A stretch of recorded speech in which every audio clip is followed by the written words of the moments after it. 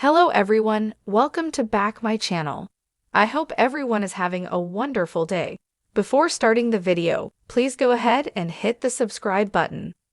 The young and the restless Judith Chapman, Gloria, got quite a shock on May 12. She read a report that she had died after suffering a heart attack at her home while no one was around. Thankfully, it was fake news, she exclaimed on her Facebook page. So strange, but all ok. Sadly, BS like this is becoming more and more common. Just a couple of months ago, Chapman's young and restless co-star Beth Maitland, Tracy, had to take to social media to say that no, she hadn't passed away either. Personally, I don't get it. Here at We Get Things Wrong Now and Then, I've called Stefan Dimmer a Stefan Cassadine by mistake and suggested pairing characters that I forgot were related. It happens.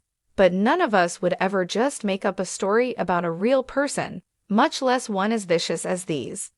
What's the point of a fictitious article like that, anyway? Sure, Chapman's fans may click on it. I know my heart stopped for a second when I read that upsetting headline. But once we find out that it's a lie, none of us are ever going to trust that site again, or return to it. Particularly galling is the specificity of the story. It wasn't just an obit of a very much living legend, it was a detailed account of how she supposedly passed. It painted a picture that made a disturbing thought even more so. Translation: someone, and how twisted do you have to be, sat down at their computer and conjured up in their mind a whole tragic scenario with which to unsettle Chapman's fans. Is this a career for them? Some kind of sick hobby? Take a walk instead.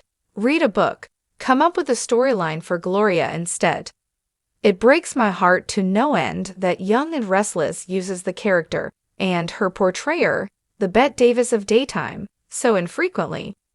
What I wouldn't give to see her thrust into Victor's orbit, maybe as a henchwoman to do the dirtier work that son Michael would prefer not to. Being the quintessential hopeless romantic, Gloria would develop a crush on the boss.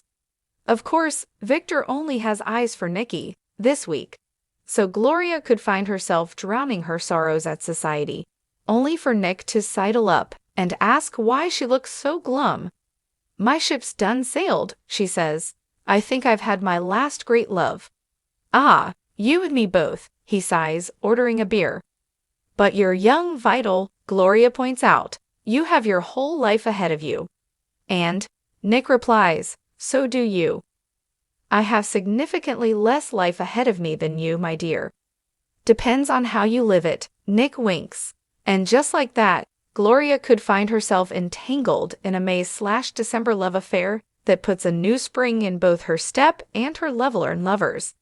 See, isn't that nicer than a detailed obit for someone who is alive and well?